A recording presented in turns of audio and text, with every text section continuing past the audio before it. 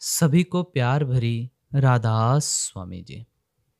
प्यारी साथ संगत जियो, हर शनिवार के दिन आप सभी के साथ एक ओल्ड सत्संग शेयर किया जाता है।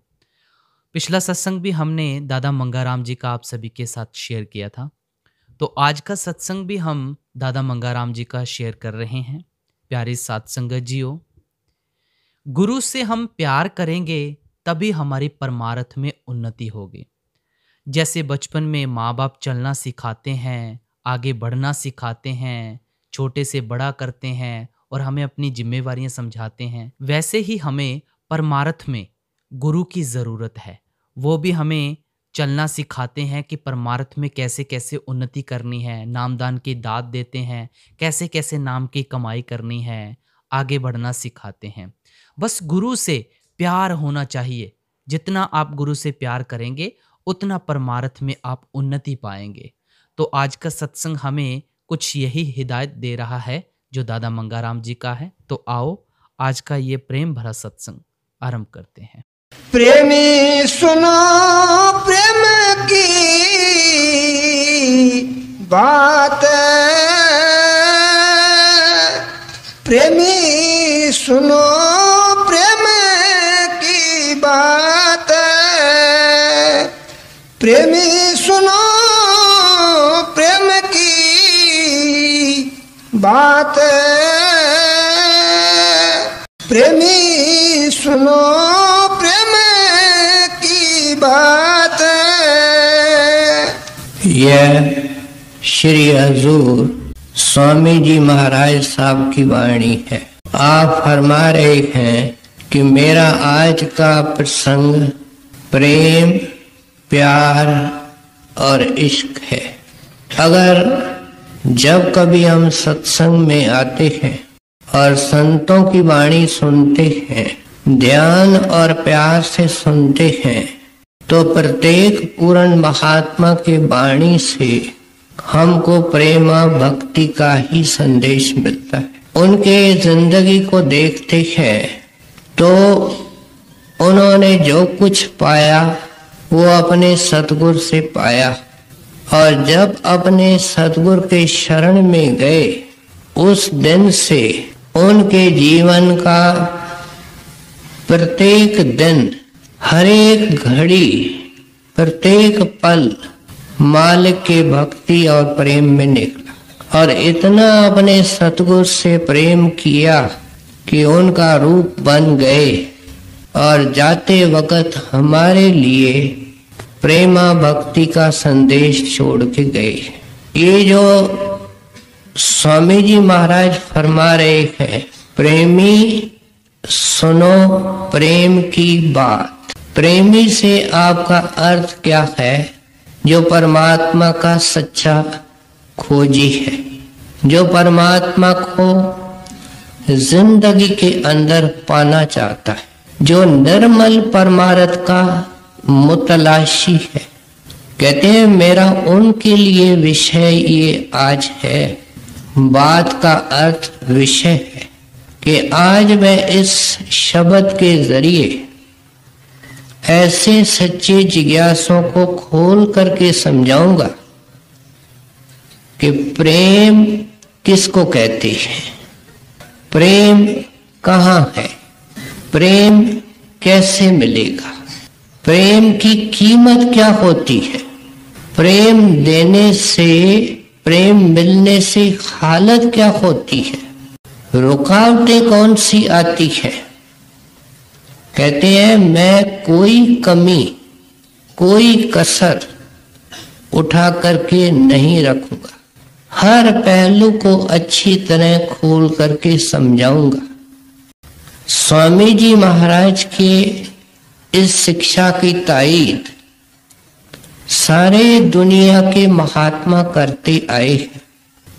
क्राइस्ट से पूछा गया कि परमात्मा का रूप क्या है, तो क्राइस्ट ने उत्तर दिया, गॉड इज लव। परमात्मा का रूप प्रेम है।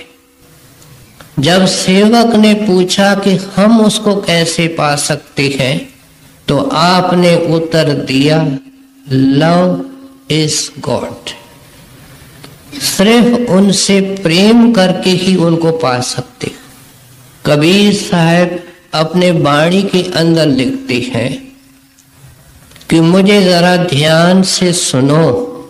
आप फरमाते हैं जोगी, जंगम, सेवड़ा और सन्यासी, दरवेश।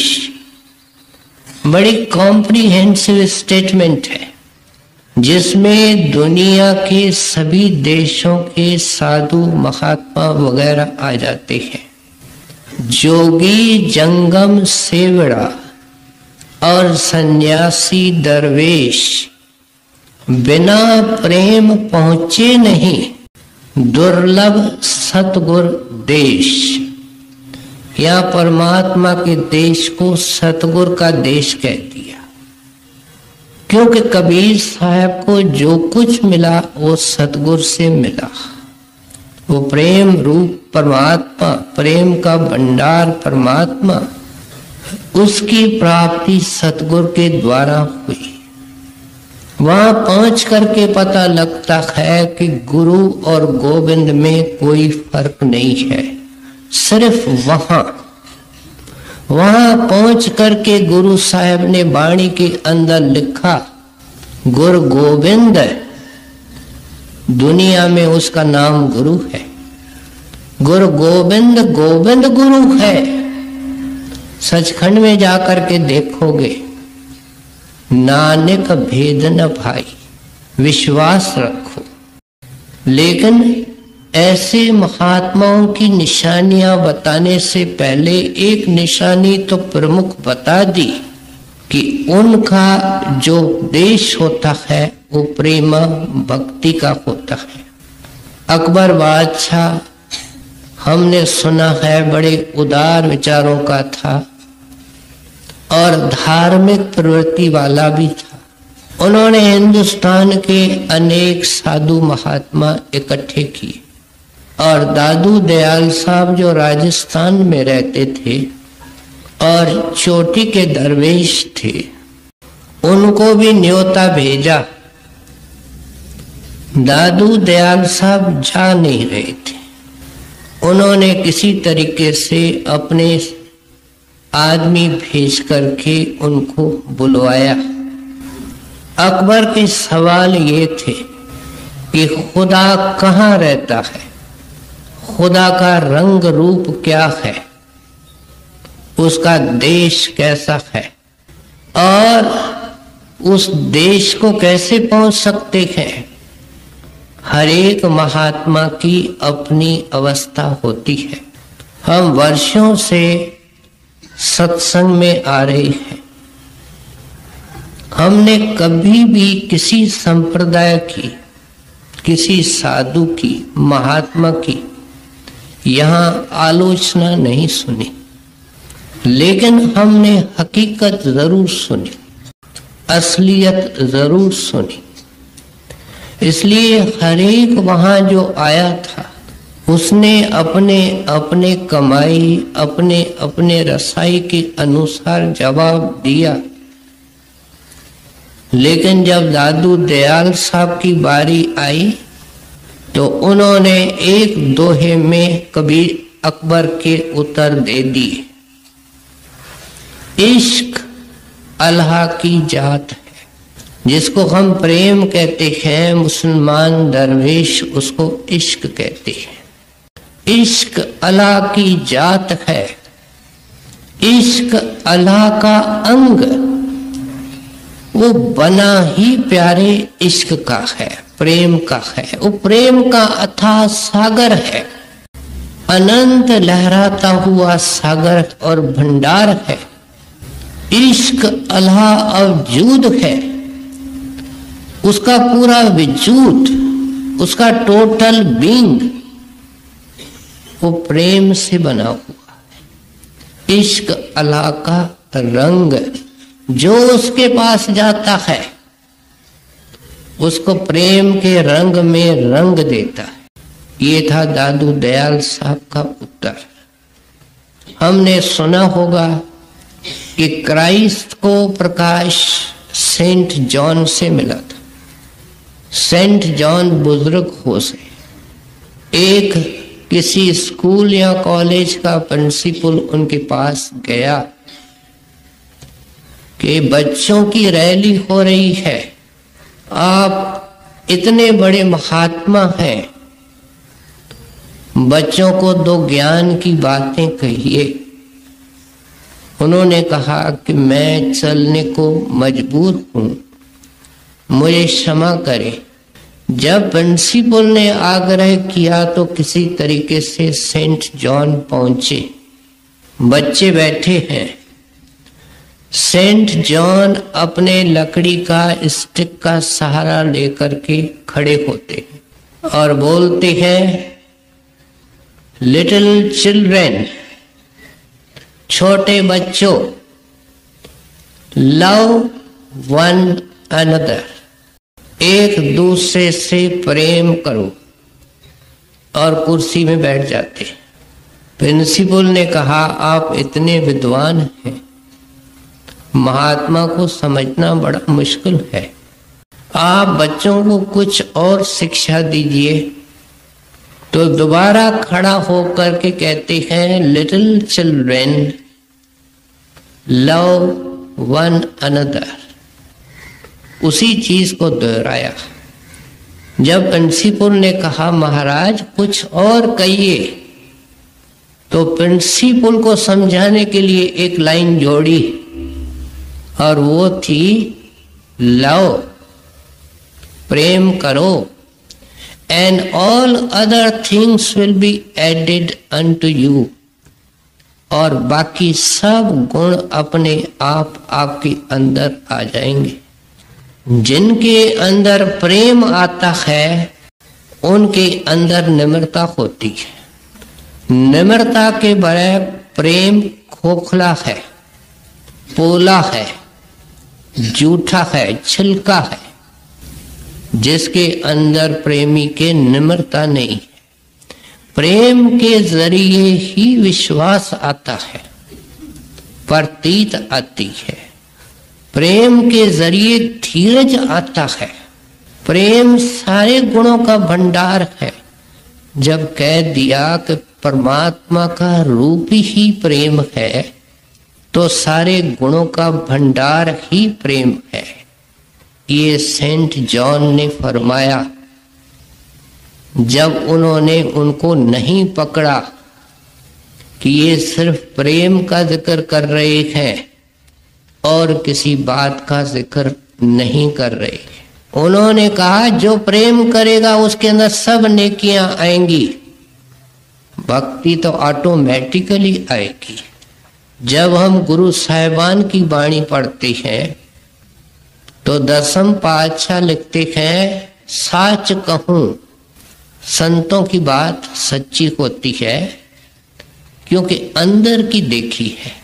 हम जो सच बोलते हैं वो भी रिलेटिव है, क्योंकि हम अक्ल बुद्धि के सहारे सच बोलते हैं। सुन संतन की साची साखी, सो बोले जो पेखें आंखी। जो अंदर के आंख से देखते हैं वो बोलते हैं, इसलिए उनकी साखी क्या गवाही सच्ची है। सो गुरु साहब ने वाणी के अंदर फरमाया, साच कहूं सुन ले हो सभी।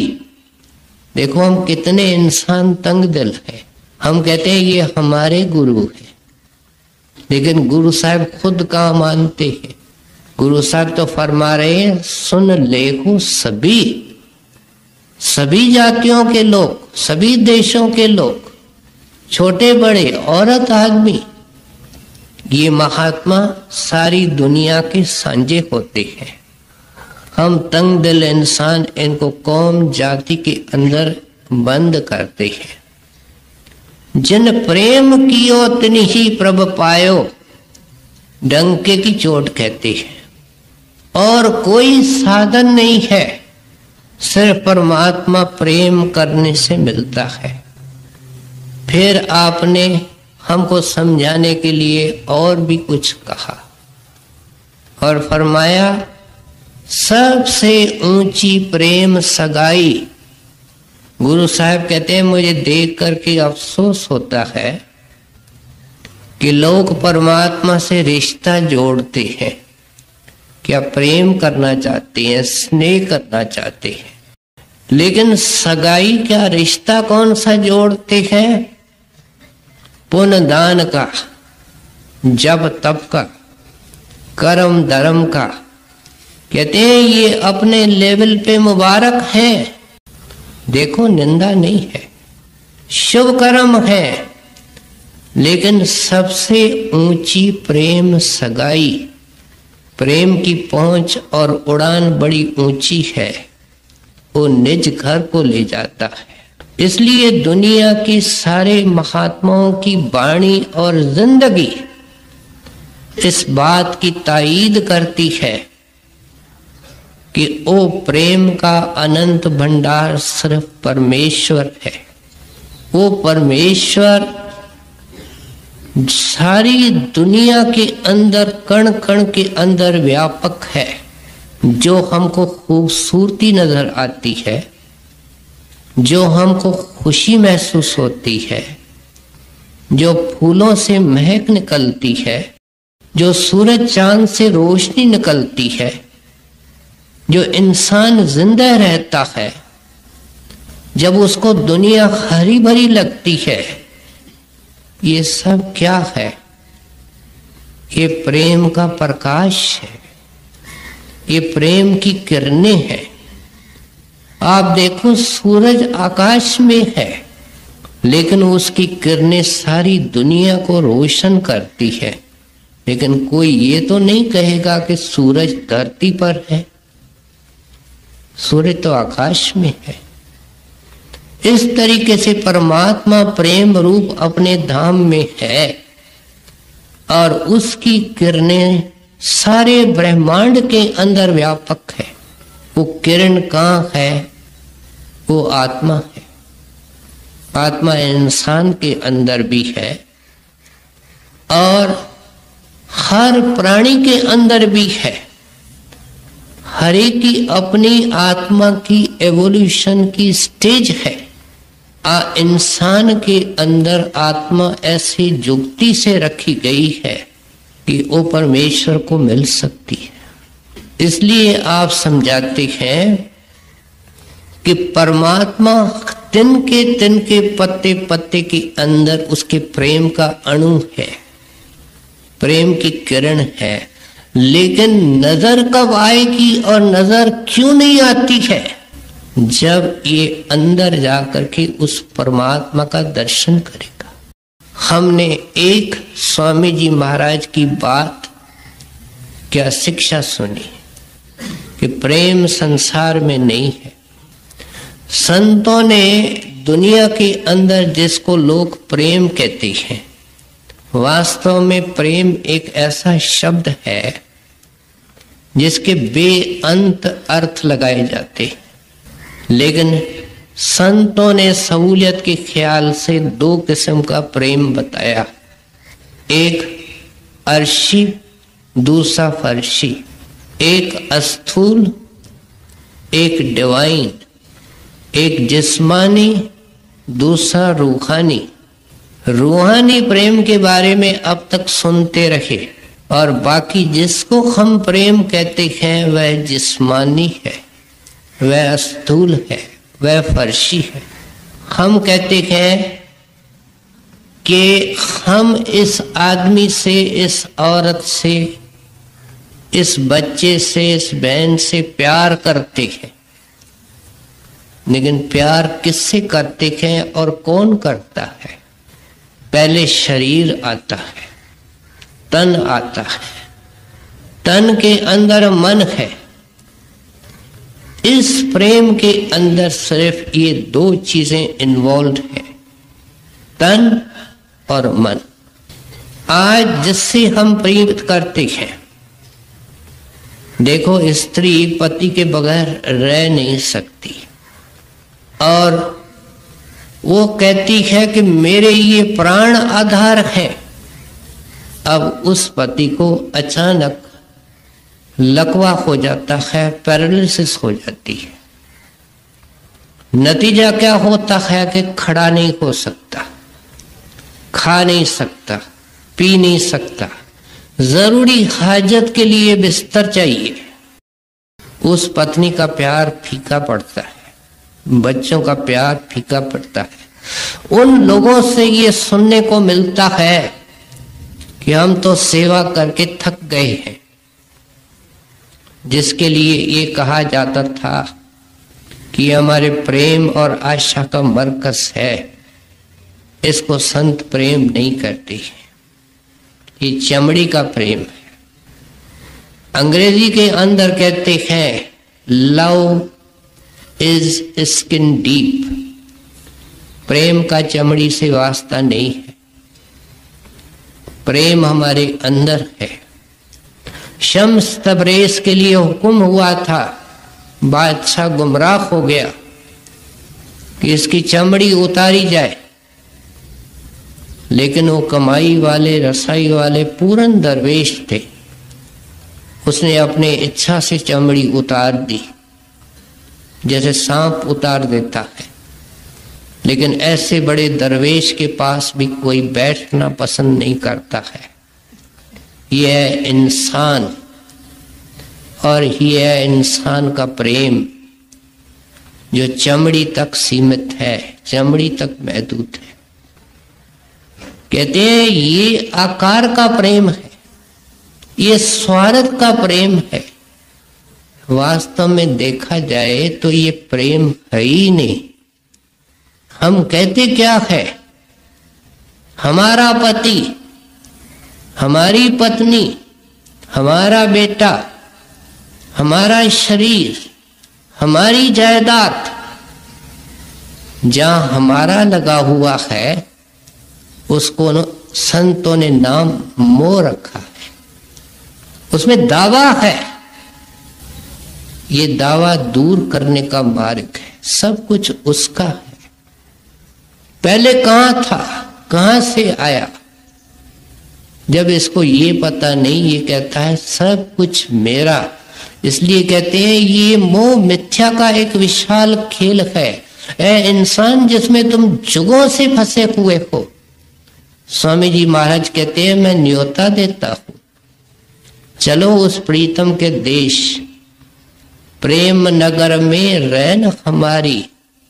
कबीर साहब कहते हैं मैं यहां आपको दिखाई देता हूं, लेकिन मैं रहता प्रेम नगर में हूं। प्रेम नगर कौन सा है? जहां हमारा प्रीतम रहता है। हम तो आए हैं आपके देश के, हम तो आए हैं आपके लिए, उस प्रेम में, प्रेम नगर में ले जाने के लिए। इस नुक्ते पर स्वामी जी महाराज ने हमको लाया कि परमात्मा उस प्रेम का अनंत भंडार है, और उस भंडार की किरण आत्मा है, जिसको आज तक इंसान ने देखा नहीं है। उसको किस तरीके से हम देख सकते हैं? कैसे वो आत्मा इस तन और मन के कैद से आजाद होकर के प्रेम के पंख लेकर के आकाश के अंदर उड़ करके प्रीतम के पास जा सकती है। माफ करना, संतों के वाणी का एक ये विषय अगर एक लाइन में बयान किया जाए, कहते हैं सिर्फ प्रेम के पंख लेकर के जा सकती है, इस पिंजरे को छोड़ सकती है, तन का पिंजरा, मन का पिंजरा। और ये कैसे सब हो सकता है? और वो परमेश्वर जो प्रेम का लहराता हुआ सागर है, वो ऐन हमारे अंदर बैठा है, और ऐसे युक्ति से इंसान के अंदर बैठा है कि इसकी खिड़की खुले, एक छलांग लगाए, उसकी गोद में जाए। ये सब कैसे हो सकता है? स्वामी जी महाराज आगे समझाते हैं। प्रेमी सुनो प्रेम की बात, प्रेमी सुनो प्रेम की बात, सेवा करो प्रेम से गुरु की और दर्शन पर बल बल जात। अब कुदरती एक सवाल आ गया। सारे विषय को ध्यान से सुने कि वह परमात्मा अलग है, अगम है, अगोचर है, जिसको देखा नहीं, उससे प्रीत कैसे हो सकती है? ये बिल्कुल वाजिब सवाल है और उसका उत्तर कभी यहाँ स्वामी जी महाराज दे रहे हैं कि उस परमेश्वर ने इसकी पूर्ति की है, उसने इसका प्रबंध किया है कि वो खुद इंसान बनकर आता है। गुरु साहब ने फरमाया हर का जन जिसके अंदर वो प्रकट होता है, हर का जन या हर का सेवक सो हर जेहा, वेद न जानो मानुष देहा। तू भेद जानता है, वेद समझता है, क्योंकि वो मनुष्य देह में है। तू उसको मनुष्य है और अपने जैसा खाता पीता गृहस्थ में रहता मनुष्य समझता है, लेकिन उसने उस परमेश्वर के अंदर जज़ब और डिवलीन है। इसलिए कहते हैं परमात्मा ने हमारे उस देश को पहुंचने के लिए, उसको पाने के लिए पूरा प्रबंध कर रखा है। एक जिज्ञासु ने मुसलमान दरवेश से पूछा कि परमात्मा का प्रकाश कोई देख सकता है? जब मूसा ने अरदास की थी और परमात्मा ने उसको अपने प्रकाश और जलवे की एक झलक दिखाई थी, तो मूसा बेहोश हो गया था और पहाड़ टूट पड़ा था। पूछता है कि उस अल्लाह के प्रकाश को कोई देख सकता है? तो जवाब क्या देते हैं? नूरे हक, हक परमात्मा, नूर प्रकाश, नूरे हक जाहिर बवत, जाहिर होता है, अंदर वली संत महात्मा दरवेश के अंदर जाहिर होता है।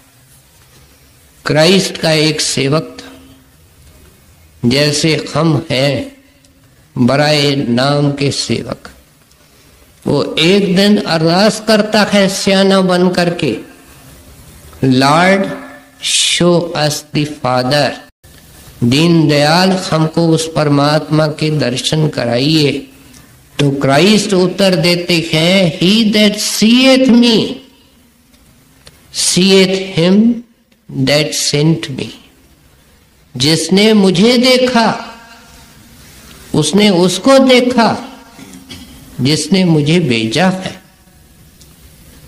यही सारा फर्क है। आप देखो दुनिया की रिकॉर्डेड हिस्ट्री को देखो, जिन्होंने परमेश्वर उस प्रेम के सागर को पाया है सतगुरु के कृपा से, अवतारों को देखो, महात्माओं को देखो, सुन के आए जोगी, जंगम, सेवड़ा, सन्यासी, दरवेश, किसी को नहीं छोड़ा, सब सतगुरु के कृपा से पहुंचे हैं। इसलिए कहते हैं, ऐ बंदे तलाश करो उस महात्मा की, उस दरवेश की। उसकी जात न देखो, उसका वर्ण न देखो, उसका देश न देखो, देखो उसके अंदर परमात्मा प्रकट है। परमात्मा सबके अंदर है, लेकिन जिसके अंदर प्रकट है उसको हम संत महात्मा दरवेश कहते हैं। कहते हैं ऐसे महात्मा के शरण में जाओ, नम्रता से जाओ। हम जाने वाले कौन हैं? हम तो भूल भुलैया में हैं। अगर हमारे ताकत से पहले पहुंच जाते, लेकिन ये वाणी क्यों छोड़ के गए हैं कि इसको सुन करके किसी के मन में शौक जागे, कि मेरे को ऐसा सच्चा संत मिले और उसके अधीन थोड़ी बहुत तलाश करे, थोड़ी बहुत खोज करे। ये ख्याल उसने पैदा किया है, ये खोज का जी भावना है उसने पैदा की है। और किसी बहाने जब ऐसे संत महात्मा के चरणों में चला जाता है तो ये ध्यान से सुनता है और अरदास करता है कि मालिक मेरी तार टूटी हुई है, उस प्रेम के तार को मन ने तोड़ दिया है, ये वापस कैसे जुड़ सकती है। मैं उस परमात्मा का प्रेम, उसका प्रकाश, उसकी खुशी शांति कैसे पा सकता हूं, क्योंकि वो इस मकसद से आते हैं। इसलिए किसी शुभ घड़ी में दीन दयाल हमको उस तार को जोड़ने की टेक्निक देते हैं और सारे संत महात्मा उसको सुरत शब्द का अभ्यास कहते हैं। शब्द कहाँ है? सारे खंडों ब्रह्मांडों की जान हमारे अंदर कहाँ है? आंखों के पीछे, शिव नेत्र में। इस शिव नेत्र के अंदर ही तार टूटी हुई है। हम आंखों से नीचे हैं, शब्द आंखों से ऊपर है। ये तार कैसे जुड़े, ये तार टूटी कैसे है, जब तक इसका पता नहीं तो जुड़ने का जो साधन दुनिया कर रही है उसमें नाकामयाब हो रही है। तोड़ा है दुनिया के प्यार ने, तोड़ा है दुनिया के याद ने। कोई बंदा नहीं, कोई इंसान नहीं जिसको दुनिया की फिक्र नहीं, दुनिया की चिंता नहीं, दुनिया की चाह नहीं। इसका नाम संतों ने सिमरन रखा है। रात दिन दुनिया के बारे में सोचता है। जब कोई ये ख्वाहिश रखता है, ख्वाहिश के बगैर कौन है? ये संत जिन्होंने कुछ नहीं चाहा उन्होंने परमेश्वर पाया। जो चाहते हैं उनको कुछ नहीं मिलता। इसलिए कहते हैं कि जिन्होंने संतों महात्माओं ने जिंदगी के अंदर करके दिखाया कि जब ये दुनिया की याद भूलेगा, दुनिया की इच्छाओं का परित्यागन करेगा, एक इच्छा, एक शौक, एक प्यार रखेगा, तो क्या होगा? वो अपना कमाया हुआ नाम देते हैं, सिमरन देते हैं। उसको धीरे धीरे प्रेम और प्यार से करने से, वक़्त देने से दुनिया का जो काम हुआ है वो दो तरीके से हुआ है, मेहनत करने से, वक़्त देने से। एक काम आपको ऐसा टिकाऊ नहीं मिलेगा जो बगैर कीमत के, कुर्बानी के, वक़्त के और मेहनत के प्राप्त हुआ हो। अगर मुफ्त में मिला है, जल्दी मिला है तो जल्दी जाएगा, धोखा देगा। सो इसलिए कहते हैं कि इसके लिए संत महात्मा अपना कमाया हुआ नाम देते हैं। निम्रता सहित कहते हैं कि हमने खुद इसकी कमाई की है। ये सतगुरु का बख्शा हुआ दान है, जिसको हम नाम दान कहते हैं, शब्द का दान कहते हैं। कहते हैं ये सतगुरु का बख्शा हुआ है, हमने इसके जौहर देखे हैं। प्यारा प्रेम से करो, श्रद्धा से करो। नतीजा क्या होगा? तेरी टूटी हुई तार जुड़ जाएगी। जुड़ने से क्या होगा? कहते हैं सूरज चांद चमकना शुरू करेंगे, फूलों की राह शुरू हो जाएगी। ऐसी फूलों की राह जिसमें एक कांटा नहीं है, या ऐसी कोई राह नहीं जिसके अंदर कांटा नहीं। कहते हैं खुशियों की बहार शुरू हो जाएगी। अजीब एक कीर्तन शुरू हो जाएगा। तुम इस दुनिया का नागरिक रहते हुए भी तुम दूसरे दुनिया का नागरिक बन जाएगा। वहां का रहने वाला बन जाएगा।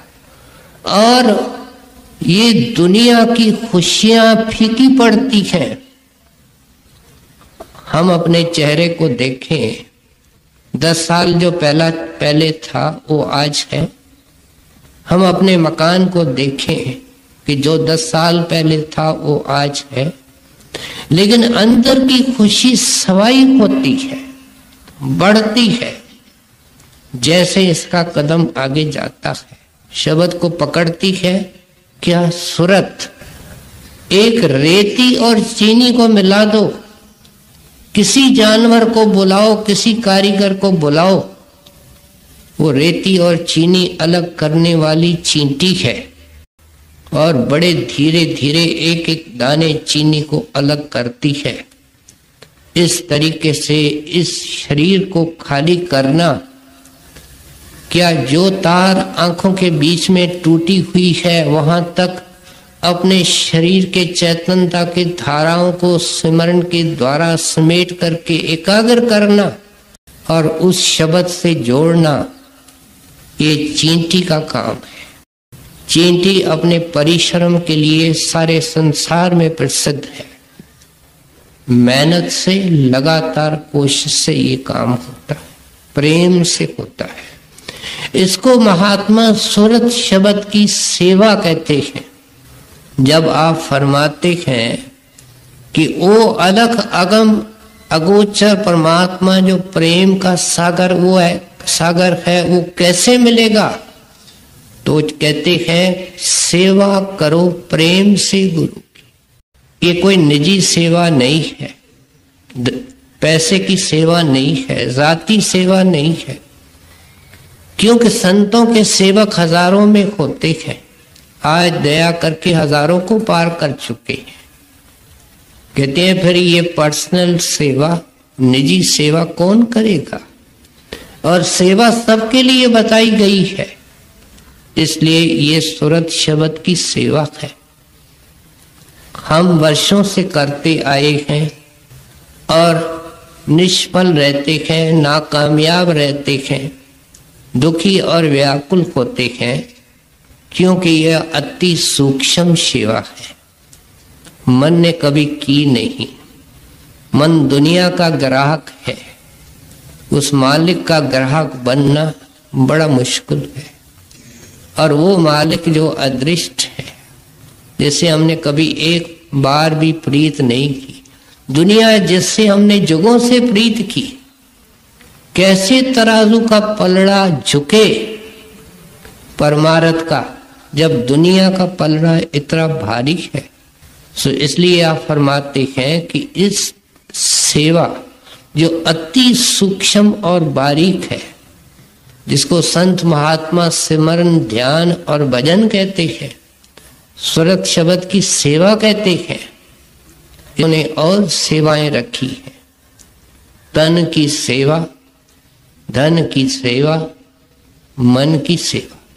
तन की सेवा सत्संगी ध्यान दे करके, सोच विचार करके मन में बिठावे कि जिस दिन से नाम मिले, संतों की शरण मिले, उस दिन से संत के हवाले अपना तन करे। सोचे कि ये मकान किराए का है और 10 दरअसल किराए का ही है, जिसका है वो वापस लेता है, किसी के यहाँ नहीं छोड़ता है। इसलिए कहते हैं इस तन को अमानत समझे और अमानत समझ करके इसके अंदर शराब न डाले, इसके अंदर गंदी गंदी चीजें न डाले, इसके अंदर पाप का कमाया हुआ टुकड़ा न डाले, इस शरीर के द्वारा किसी को दुख पहुंचाने की कोशिश न करे, इस शरीर के अंदर बैठ करके मिथ्या न बोले, इस शरीर के अंदर बैठ करके कपट न करे, किसी को धोखा न दे। ये क्या है? ये तन की सेवा। और तन जो अपनी सेवा में इंसान लगा हुआ है और अपने कुटुंब की सेवा के अंदर लगा हुआ है, संत इसके दृष्टिकोण को विशाल रूप देते हैं। कहते हैं तुम्हारे सच्चे भाई और बहन वो हैं जो तुम्हारे साथ चलेंगे और वो तुम्हारे सत्संगी बहन भाई हैं। तुम संगत से हेल मेल से चलो। तुम्हारे को तन अमानत के रूप में कुछ समय के लिए मिला है, इसलिए तन से सेवा साथ संगत की करो। हम अपने घर में देखें, घर का बुजुर्ग धनी हो,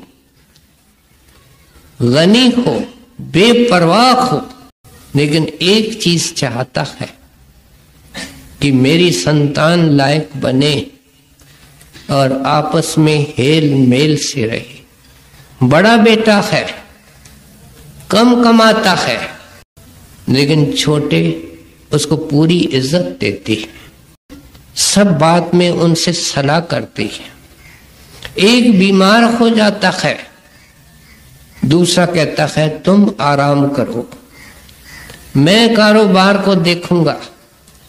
जब पिता ये सब कुछ देखता है तो कितना प्रसन्न होता है। वह सोचता है कि मेरी संतान लायक है। सोचे सत्संगी बहन भाई जब एक दूसरे की तरफ मुंह नहीं करते हैं, एक दूसरे से बात नहीं करते हैं।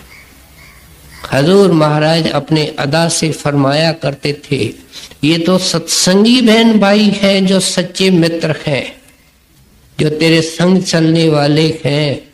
लेकिन दुनिया के किसी बंदे से जो नफरत करता है, आप निडर होकर के कहते से वह परमात्मा से नफरत करता है। कहते हैं तन प्यारे इस वास्ते नहीं मिला है। फिर सत्संग खबरदार करता है कि इस तन के अंदर बैठ करके तुमने बेअंत कर्म कमाए हैं, अब रुक जा, अब सावधान हो जा। कोई इस तन के अंदर बैठ करके ऐसा बोझ न उठा कि तेरे गले के अंदर फांस पड़ जाए, तेरे पैरों के अंदर तौक पड़ जाए, तेरे लिए चलना मुश्किल हो जाए। ये तन की सेवा है। गुरु साहब ने तो, भाई गुरदास ने तो चोट मारने में कोई कमी और कसर नहीं छोड़ी। जब फरमाया बिन सेवा दीर्घ हाथ पैर। कहते हैं तुमने बाल बच्चों के ऊपर लाखों लुटाए, लाखों रुपए नहीं, लाखों घंटे भी लुटाए, अपने तन पर लुटाए। पाया क्या? वे खाक की मुट्ठी है, तू खाक की मुट्ठी है। पाया मोह मिथ्या पाया, पाया बंधन पाया, छुटकारा नहीं पाया। इसलिए कहते हैं जिसने साथ संगत की सेवा नहीं की, निडर होकर के कहते हैं बेहतर है कि लूला होता, लंगड़ा होता। हम सेवा के बारे में सुनते हैं, एक कान से सुन करके दूसरे कान से निकाल देते हैं, बहुत घाटे में है। संत चाहते हैं कि ये झोली भर करके जाए। ये क्या है? तन की सेवा। सेवा साथ संगत की हजूर फरमाया करते थे कि देवी देवता तरसते हैं। इस बुद्धू बेअकल को समझ नहीं कि मैं भाग्यशाली हूं कि सतगुरु ने मेरे लिए साथ संगत की सेवा रखी है। जितना हो सके मैं साथ संगत की सेवा में वक़्त दूं, इस तन से लाभ उठाऊं। घोड़े को अच्छा खिलाया, साफ सुथरा रखा। इस बुद्धू बेअकल को समझ नहीं कि मैं भाग्यशाली हूं कि सतगुरु ने मेरे लिए साथ संगत की सेवा रखी है। जितना हो सके मैं साथ संगत की सेवा में वक़्त दूं, इस तन से लाभ उठाऊं। को अच्छा खिलाया, साफ सुथरा रखा, सब बात का ध्यान किया, लेकिन उसके ऊपर चढ़ करके सवारी नहीं की। ऐसे घोड़े रखने का और उसकी सेवा का क्या फायदा है? तन की पॉलिश, तन की मालिश, तन के लिए कपड़े, तन के लिए मकान, सब साधन तन के लिए। उस तन से असली काम क्या है? कहते हैं साथ संगत की सेवा। और फिर मन बेची सतगुर के पास। कहते हैं तुम्हारे मन बिका हुआ है बेटे के पास, बेटी के पास। तुम्हारा मन बैंक के पासबुक में है, तुम्हारा मन बैंक के लॉकर में है, तुम्हारा मन के टुकड़े टुकड़े हैं। इन टुकड़ों को सब जगह जहां गिरवी पड़े हैं छुड़ाओ। कीमत क्या देगी? कैसे छूटेंगे? सिमरन से। तुमने सिमरन दुनिया का करके गिरवी रखे हैं, तुम नाम का सिमरन करके उन वहां से छुड़ा लोगे। अपने आप छोड़ करके इकट्ठे होंगे। इकट्ठे कहाँ होंगे? तुम्हारी दौलत आंखों के बीच में इकट्ठी होगी। हमने अष्टावक्र की बात सुनी कि राजा जनक को ज्ञान की जरूरत थी और उसने बेटा में क्या मांगा था? तन, मन और धन। वार्ता हमने अनेक बार सुनी है। जब सच्चे दिल से राजा जनक ने दे दिया तो अष्टावक्र ने प्रेम का भंडार उसको दे दिया। देने के बाद कहा क्या? तेरा तन, तेरा मन, तेरा धन मैंने क्या करना है? मैं तेरे को वापस देता हूं, लेकिन आज के बाद इसको अमानत समझो। मेरे तरफ से तेरे पास अमानत है और अमानत समझ करके बरतो। संत महात्मा साध संगत के अंदर धन की सेवा के लिए इसलिए जोर देते हैं कि जो पैसा ये ऐशो अशरत के ऊपर लुटाता है, मुफ्त के सैर तमाशों में लुटाता है, अपने सैर सजावट के ऊपर खर्च करता है, जो आखिर चल करके इसके लिए घुटन पैदा करेंगे उनसे बच जाए और इसका पैसा सकारत हो जाए। हजूर महाराज तो फरमाया करते थे कि 12 महीने के बाद सखी और सूम का हिस्सा बराबर हो जाता। जो साथ संगत के अंदर पैसा लगाता है उसके डॉक्टर और वकील के बिल बचते रहते हैं, तकलीफ भी भोगता है, हिसाब किताब बराबर हो जाता है। सो इसलिए तरीके से समझा रहे हैं कि ये संतों की सेवा है। क्या ये पहला कदम है? जब नाम मिले तो तन से सेवा करो, धन से सेवा करो, मन में एक गुरु का प्यार रखो। वो क्या है? सिमरन। हर वक्त ध्यान, हर वक्त ये सोचना कि मैं जो सोच रहा हूं इसका मेल संत मत के शिक्षा से है। जो मैं करने को सोच रहा हूं क्या ये मेरे को गुरु के नजदीक करेगा या गुरु से दूर करेगा?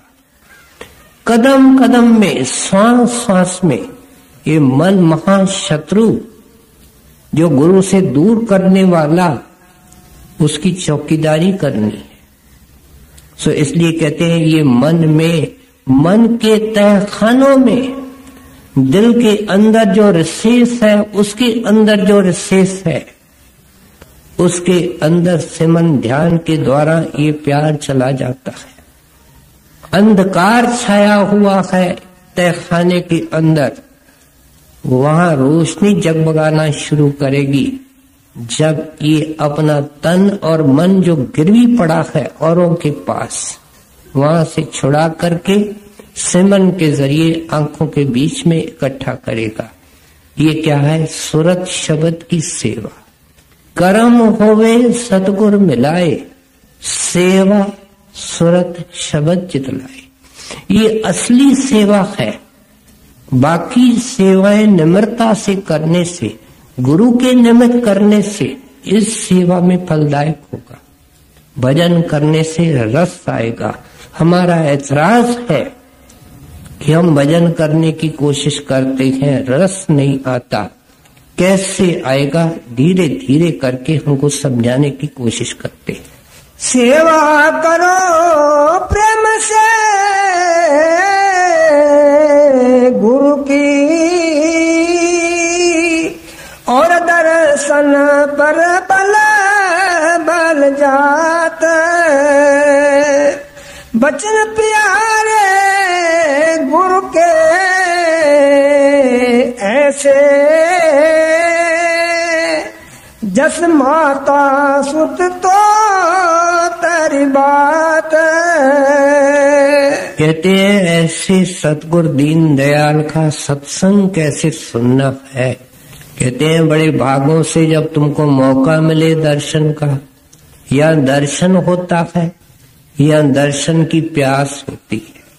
जिनका दर्शन के लिए प्रेम होता है तो दे करके लेन देन के कारण जुदा होते हैं, लेकिन उनके अंदर एक प्यास और खटक होती है, वो दर्शन की है। और श्री बाबा जी महाराज फरमाते हैं कि दर्शन के प्यास में दर्शन का फल मिलता है, वो खाली नहीं रहता है। इसलिए कहते हैं जब भागों से दर्शन करने का मौका मिले, जब दर्शन करने जाता है तो साथ में सत्संग मिलता है। कहते हैं सत्संग करने की, सुनने की विधि क्या है कि अपने नेत्रों को सतगुरु के स्वरूप में जोड़ देवे, जैसे चकोर चंद्रमा के तरफ देखता है। अपने तन बदन की होश नहीं, वातावरण की होश नहीं, केवल मन कहता है प्यारे का। जो दुनिया के ख्वाहिशों से भरा हुआ है वो उनके दरबार में भी जा करके अपना दुपट्टा, अपना कुर्ता फैलाता है। महाराज ये तकलीफ, महाराज ये कष्ट। क्या जोहरी के दुकान में जा करके पूछता है तरकारी का क्या भाव है। लज्जा आनी चाहिए अपने अकल पर कि हम किसके दुकान में गए हैं और क्या वखर वो बेचता है, क्या वखर वो देना चाहता है। कहते हैं फिर वैसे वहां वर्षों की अमृत के वचनों की वर्षा होती है। रास्ते में अगर एक यतीम को दानी मिल जाए और खूब उसके झोली के अंदर दान डालना शुरू करे, जिसके अंदर हीरे मोती रतन होते हैं, वो देख करके दंग रह जाता है कि ये दयावान क्या कर रहा है। उस वक्त तो झोली के अंदर भरता जाता है, फिर झोली को समेट लेता है। ये अमृत वर्षा होती है वचनों की सत्संग में, उनको ये अंदर रखता जाता है। वहां से उठ करके पकोड़े नहीं खाता, वहां से उठ करके घर में आता है, मन में विचार करता है कि मेरे अंदर क्या नुक्स हैं, मैं क्यों गुरु से दूर हूं। इसको बड़ी गहराई से सोचता विचारता है और उन नुक्सों का, त्रुटियों को छोड़ने की कोशिश करता है। कोशिश कौन सी? भरपूर कोशिश, जी तोड़ कोशिश। और फिर भी अगर कामयाब नहीं होता है तो रोता है, अरदास करता है कि ऐ महात्मा दया करो, दीन दयाल, मैं अकेला हूं, मेरे पीछे अनेक बैरी और दुश्मन हैं, मेरी ताकत नहीं। आप अपनी दया से मेरे को इन नुक्सों से निजात दिलाइए, छुटकारा दिलाइए। वो दयाल आते हैं। मालिक के पुकार और याद में जो आंसू बहाया जाता है वो प्याले को भरता है, लेकिन धीरे धीरे भरता है। और जब प्याला भर गया, अंदर में दीदार होगा, प्रकाश आएगा, अंदर में शब्द सुनाई देगा। अभी प्याला भरा नहीं। हजूर महाराज हमसे पूछा करते थे कि बेटा बेटी अलग हो जाता है, पत्नी गुजर जाती है, सारी रात नींद नहीं करते हो, मालिक की याद में कोई एक रात भी जागे हो, वो परमात्मा को सस्ता समझा है। संतों के वाणी में उस राम को महंगा करा के है, वो सस्ता नहीं है। सस्ता मिल जाए तो उसकी कदर नहीं, फिर ये करामतें दिखाने शुरू करेगा, उसको अंदर रख नहीं सकेगा।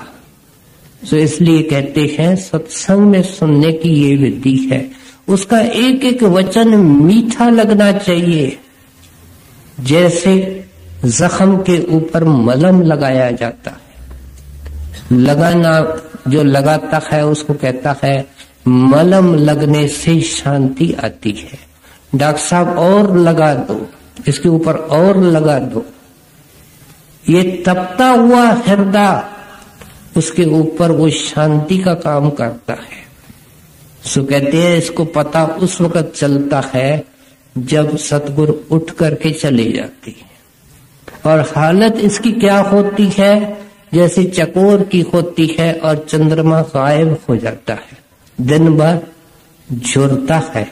चकोर दिन भर क्या सिमरन करता है, रात कब होगी, चंद्रमा कब निकलेगा, इसके सिवाय चकोर दिन भर भी सिमरन नहीं करता है। वो खाने पीने का सिमरन नहीं करता है, चलने फिरने और सैर करने का सिमरन नहीं करता है। रात कब होगी, चंद्रमा कब निकलेगा, वापस दर्शन कब होगा, और घर में आकर के उस दर्शन को अंदर प्रकट करने की कोशिश करता है। क्योंकि सतगुरु से सुनता है, ये सच्चा सतगुरु शब्द है, वो तेरे आंखों के पीछे तेरा इंतजार कर रहा है। कर हिम्मत, भजन करके उसके गोद में जा। समझा रहे इन सिलसिलेवार कि इस प्रेम की अवस्था में हम कैसे जा सकते हैं। बचन प्यारे गुरु के ऐसे, जस माता सुत तो तेरी बात, जस कामी को कामन प्यारी, अस गुरु को गुरु का गात। गात शरीर को कहते हैं, देह को कहते हैं। कहते हैं मिसाल देखो कैसी देते हैं, जैसे कामी को कामनी प्यारी होती है। हमने दुनिया के अंदर मिजाजी आशिकों के नाम सुने हैं, उनको हिस्टोरिकल आशिक कहते हैं। सैनी, मईवाल, लैला, मजनू, हीर, रांझा, इस तरीके से शीरीन, फरियाद, यूरोप में रोमियो, जूलियट, कितने हुए उंगलियों के ऊपर गिनती करने वाले। जबकि दुनिया के अंदर अरबों खरबों इंसान आए। हजूर महाराज यहां तक फरमाया करते थे कि इनका प्यार जिस्मानी था, खाकी था, लेकिन नफसानी नहीं था, सेक्सुअल नहीं था। ये दिल से एक दूसरे को चाहते थे। मजनू से एक बार पूछा गया, ऐ मजनू तेरे शहर में कितने आदमी रहते हैं? जवाब देता है एक, और वो लैला, और कोई शहर में नहीं रहता। ये होता है इसके मन की अवस्था। शीरीन की माता एक बार गिलास के अंदर दूध भर करके उनके पीने के लिए लाई। जब फराज ने गिलास उठाया तो शीरीन की शक्ल गिलास में आ गई। माता कुछ देर के बाद आई, क्या कर रहे हो? दूध नहीं पिया? कहता है माता गिलास में दूध नहीं, गिलास में तो शीरीन है। इतने चोटी के महात्मा स्वामी जी महाराज अपने वाणी के अंदर उस कामनी का और कामी का मिसाल दे रहे। कहते हैं ऐसा प्यार गुरु के शरीर से होना चाहिए। ऐसा सिमरन करो, ऐसी प्रीत करो, ऐसा मन उसके चरणों में बेचो कि दफ्तर में साथ, खाते साथ, आगे बताते हैं हरदम तुम्हारे साथ हो जाएगा। तेरे दिल में, तेरे दिमाग में, तेरे रोम में, तेरे दिल के तहखाने में उसकी याद बस जाए। मैं इसको प्रेम की शुरुआत कहता हूं, मैं इसको प्रेम की अलफ में कहता हूं। कहते हैं प्रेम केवल सुनाने से नहीं, बोलने का विषय नहीं है। हजूर महाराज से पूछा गया अमेरिका में, how many languages do you know master? Maharaj ji आप कितनी भाषाएं जानते हैं? महाराज जी ने उत्तर दिया, आई नो वन लैंग्वेज, मैं एक भाषा जानता हूं और that is the language of love, वो भाषा प्रेम की है। संत एक भाषा जानते हैं, सारी वाणी एक भाषा में है, मानो उसकी बोली कैसी भी हो, लेकिन वो अक्षरों की भाषा नहीं है, वो भावों की भाषा है। कहते हैं मैं एक बोली जानता हूं, वो प्रेम की बोली है। ये सुन रहे हैं, ये प्रेम की भाषा है, प्रेम नहीं है, प्रेम का जिक्र है। सो इसलिए आप समझाते हैं कि ऐसा प्रेम जब गुरु से जुड़ेगा, कामी को कोशिश नहीं करनी पड़ती है, कामनी को कोशिश नहीं करनी पड़ती है, बगैर कोशिश के उसके आंखों के सामने प्रीतम है, बगैर याद किए अंदर छाया हुआ है प्रेम। कहते ये सब काम तेरा सिमरन ध्यान करेगा।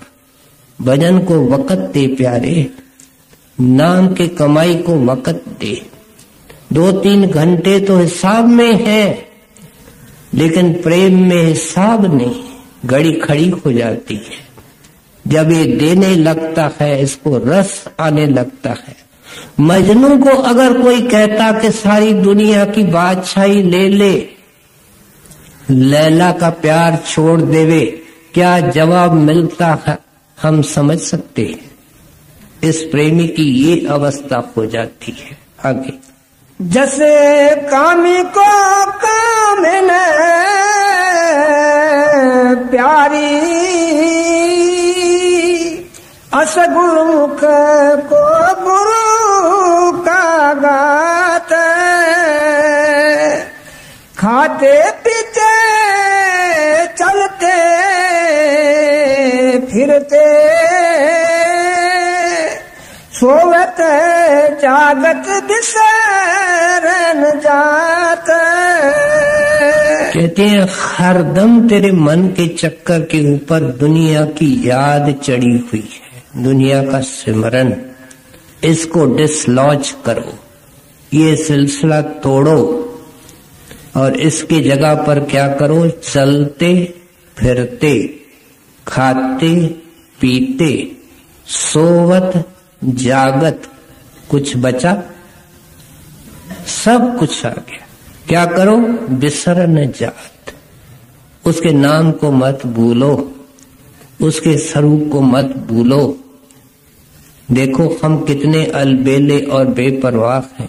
हमने सब कुछ याद किया है, जो याद करने के काबिल है उसको भुलाया है। कहते खाते हो तो उसका सिमरन करो, ध्यान करो। परमार्थी अल्प आहारी होता है, थोड़ा खाता है, लेकिन आंखों को बंद करके ध्यान करके मालिक का शुक्र करके खाता है। खाने से कोई नुक्स नहीं निकालता है, पर संचित होकर के खाता है, शुक्र करके खाता है। अगर कोई उसके मतलब की चीज नहीं होती है तो छुपके से शांति से अलग रख देता है, चिल्लाता नहीं है। क्या बना है, कैसा बना है, ये परमार्थी नहीं है। स्वामी जी महाराज कहते हो तो अपने सिमरन ध्यान के अंदर ही तलीन होता है, उसको तो खाने के रस का पता नहीं लगता है। कहते हैं लेकिन तुम शुरुआत करो खाने से पहले, तुम पशु नहीं हो। पशु को चारा मिलता है एकदम खाना शुरू कर देता है, तुम तो भोजन को देखने लग जाते हो। तुम्हारे जुबान पर पानी आ जाता है, हाथ में एकदम चुस्ती आती है, गुरु की लंबी छुट्टी हो जाती है। कहते हैं नहीं प्यारे नहीं, तुम तो घर को जाओगे, मैं तुमको प्रेम की राह बता रहा हूं, उस राह के अंदर कौन से कदम है वो बता रहा हूं। कहते हैं खाते उसका ध्यान करो। हमारे यहाँ सत्संगी परिवारों के बच्चे और उनकी बच्चियां आती हैं, उनको नाम नहीं मिला हुआ। कहते हैं हमको नाम नहीं मिला, लेकिन ये एक्सरसाइज नहीं कर सकते, खाना खाने से पहले आंख बंद नहीं कर सकते, उन्होंने गुरु का दर्शन किया है उसका ध्यान नहीं कर सकते। अंदर प्रेम नहीं है, केवल उमंग है। उमंग की कोई कीमत नहीं है, प्रेम बहुत गहरा होता है, मन हमेशा उस तरफ रहता है। एक बालक जो सच्चा जिज्ञासु है और उम्र के कारण उसको नाम नहीं मिला, वो 20 साल के सत्संगी से ज्यादा प्रेमी हो सकता है। प्रेम के अंदर आयु कुछ नहीं, प्रेम के अंदर कोई रुकावट नहीं है, ये केवल सोचने का फर्क है। नाम लेकर के सराहने के नीचे रखने वाले 100 में से 99 है। क्या नाम का लाभ हम उठा रहे हैं? नाम के लिए चाहिए, नाम चाहिए, लेकिन क्या फायदा उठाया हमने नाम का? फायदे उठाने के 100 तरीके हैं, समझा रहे। खाना खाओ, उसका ध्यान करो, सिमरन करो। और इस तरह पानी पीते हो। एक सत्संगी किसी शहर में गया, किसी काम को लेकर के होटल में ठहरा, वहां का बेरा या खानसामा पूछने आया, सर वेज के नॉन वेज दोनों चीजें बनती होंगी? उसने कहा वेज। वो तो चाय पी के शहर में काम पर चला गया। जब शाम को आया तो उस खानसामे ने, जिसकी उस वक्त ड्यूटी होगी, कोई दूसरा खानसामा होगा, उसने उनके सामने सूप की प्लेट रखी। प्रेमी सत्संगी ने आंखों को बंद किया, ध्यान किया। वो खानसामा दौड़ता आया, पूछता है जनाब आपका नाम वेज में कि नॉन वेज में, शाक आहारी या मांस आहारी? वो कहता है भाई सुबह को मैं कह के गया कि मेरा नाम वेज में है, शाकाहारी में है। कहता है सर माफ करना, ये सूप सब्जी का सूप नहीं है। मैंने जब दूर से देखा कि एक खुदा का बंदा खुदा का ध्यान करके किसी चीज को पीता खाता है, वो ऐसी चीज नहीं खाता होगा, इसलिए मैं दौड़ता आया हूं। मेहरबानी करके इसको छोड़ो, मैं आपके लिए वेज सूप ले आता। कहते हैं ये तरीका पीने का है, खाने का है। और फिर कहते हैं चलते फिरते हो।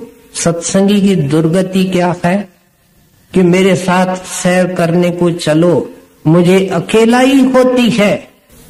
मतलब कभी उसने सतगुरु को अपने साथ नहीं समझा। कभी दो आदमी चलते बैठते कहीं भी मिलते देखा कि खामोश दोनों रहे? कभी देखा? कभी दो बहनों ने आपस में देखा? जहां दो बैठते हैं बातें होती हैं, और बातें हैं तो लंबी छुट्टी है सिमरन ध्यान को। कहते ये तो अकेलाई बड़े भागों से मिलती है। उस अकेलाई को ये मूर्ख ठुकराता है। ये काम अकेलाई में होगा। जब पर्दा खुलेगा उस वक्त भी दोस्त इसका पास में होगा, सहेली इसकी पास में होगी। हम खुले दिल से सोचने के लिए तैयार नहीं है कि हमारा है कौन और पाने की विधि क्या है। हम तो यारों दोस्तों और सहेलियों को ढूंढ रहे हैं कि इनके बगैर हम रह नहीं सकते हैं। ये सारे दोस्तियों को छुड़ाने वाले, एक से दोस्ती सिखाने वाले महात्मा है। एक से मित्रता, नाम से गुरु से, इस नुक्ते पर ला रहे हैं। चलो फिरो, उसका ध्यान लेकर के चलो। कहते हैं रात को सोते वक्त कहते हो दिन भर बहुत बिजी हूं, 100 तरह के कांटे लेकर के सराहने के पास आया हूं। कहते हैं सोते वक्त तो कोई काम नहीं है, उस वक्त बैठ जाओ। बड़े महाराज जी नाम देते वक्त कहते थे सोने से पहले बैठो। हजूर महाराज से किसी ने पूछा नींद नहीं आती है, महाराज ने कहा भजन बैठ जाओ, इससे बढ़िया कोई नींद की गोली नहीं है। महाराज जी ने अंग्रेजी में कहा that is the best sleep pill, इस जैसी कोई नींद की गोली नहीं है। इसके भजन बैठने से नींद अच्छी आती है, सपने अच्छे आते हैं अगर सपने आएंगे। और कहते हैं जिस वक्त भी सुबह को जाग आवे, सोवत जागत, जाग आवे सिमरन करना शुरू करो। बता रहे हैं कि ऐसे करने से कदम आगे बढ़ेगा, कहां? मंजिल के तरफ। खाते पीते चलते फिरते सोवत जागत बिसरन जात, खटकत रहे भाल जो हेरे, धरती के जो दर्द समात। अब एक आखिरी रुकावट, कहते हैं जब ये सब करोगे मूर्ति के तरह तेरी समाधि लग जाएगी, कोई हिला नहीं सकता तेरे को आंखों में प्रकाश नजर आएगा, तेरे को शब्द की गूंज नजर आएगी। उस वक्त तू कहेगा कि गुरु का नाम सच्चा है, जो नाम के वक्त गुरु ने कहा वो बिल्कुल सही है। उस वक्त ये कहता है, और कहता है कि महाराज देरी खाएगी, फिर ये रोता है, ये रोने की स्टेज है। कहते हैं जैसे कांटा चुभ जाता है और ये खटकता रहता है, कहता है अंदर बुलाओ, दया करो, नाम दान अब सतगुरु दीजे। ये इस स्टेज पर है कि मेरे को अब विलंब न करो, अब अंदर बुलाओ। ये क्या है? विरह है, दर्द जुदाई की घाटी के अंदर से निकलना। एक एक महात्मा, साधु, मुसलमान, हिंदू इस अवस्था में जब पहुंचा तो आंसुओं के नदियों के अंदर डुबकियां मारता मारता रोता रोता आगे गया। एक मुसलमान दरवेश कहता है मेरे अंदर इतनी दर्द जुदाई है कि बयान करता हूं तो बयान करते हुए जुबान जल जाएगी, अगर नहीं बोलता हूं तो हड्डियों को तोड़ के बाहर निकलेगी। इसलिए शेख फरीद क्या करता है, अब अगन लगी की करिए, अब आग लग गई है, क्या करें? न जी सकिए न मरिए, कोई ऑप्शन नहीं है। क्योंकि हजूर महाराज से किसी ने कहा कि ऐसी हालत में वो छोड़ क्यों नहीं देता है, तो महाराज ने कहा सारी दुनिया की बादशाही उसको दो, प्रेमी को, वो कहेगा ये मिट्टी और खाक है, क्योंकि वो जानता है मुझे क्या मिलने वाला है। कहते हैं ये घाटी के अंदर से दरवेश निकलते हैं। सत्संगी तेरे को निकलना पड़ेगा, जैसे सोने को प्योर करने के लिए आग से निकलना जरूरी है। ये दर्द जुदाई, ये विरह की घाटी है, लेकिन आग अपने आप नहीं जलती है, जिसके ऊपर दया होती है आग जलाने वाला होता है। ऐसी विरह सतगुरु उसके अंदर पैदा करता है और इसको पार करके ये आगे प्रीतम के पास जाता है। खटकत रहे भाल जो हीरे, धरती के जो दर्द समात, ऐसे लगन गुरु संग जाकी, वह गुरु मुख परमारत पाता। जब लगे गुरु प्यारे नहीं ऐसे, तब लगे हिरस जानो जाता, मन मुख फिरे किसी का नहीं, कहो क्यों करे परमारथ बात। राधा स्वामी कहते सुनाई, अब गुरु सतगुरु का पकड़ो हाथ। अब आखिर में कहते हैं कि देखो मैंने कोई कमी नहीं कसर छोड़ी। प्रेम का अवतार भगवंत तेरे अंदर है। सतगुरु बन करके बाहर आता है, उसकी जात पात न देखो। जिसके अंदर वो मूर्तिमान है उसकी शरण में जाओ और फिर उस दिन से उसके बन जाओ। क्या उसकी शिक्षा और उसकी दीक्षा, ये लकीर है, इसके ऊपर रहना है, इसको पार नहीं करना। कहते हैं फिर धीरे धीरे तू परिपक्व होगा। करते करते, तुम करते ही नहीं हो, करते करते आका होगा, प्रेमी होगा। आका का मतलब मास्टर, प्रेमी, जिससे कि प्रारंभ किया था। सुन प्यारे कर भक्ति, इस भक्ति को मत छोड़, करते चलो, दुगने शौक से करो, बढ़ते हुए शौक से करो। और कहते हैं कब, अब पकड़ो सतगुरु का हाथ। कहते हैं आज से करो, अब से करो, विलंब नहीं। सांस का कोई भरोसा नहीं, लुकमा तेरे हाथ में है, कोई भरोसा नहीं अंदर जाएगा, चाय का घूंट अंदर जाएगा कि नहीं देगी, फिर विलंब काएगा। कहते हैं अब देर मत करो, जो मैंने समझाया है उनके अनुसार जीवन निकालो, उनके अनुसार अभ्यास करो, जिंदगी में प्रेम की कस्तूरी मिल जाएगी। राधा स्वामी कहते सुनाई, अब सतगुरु का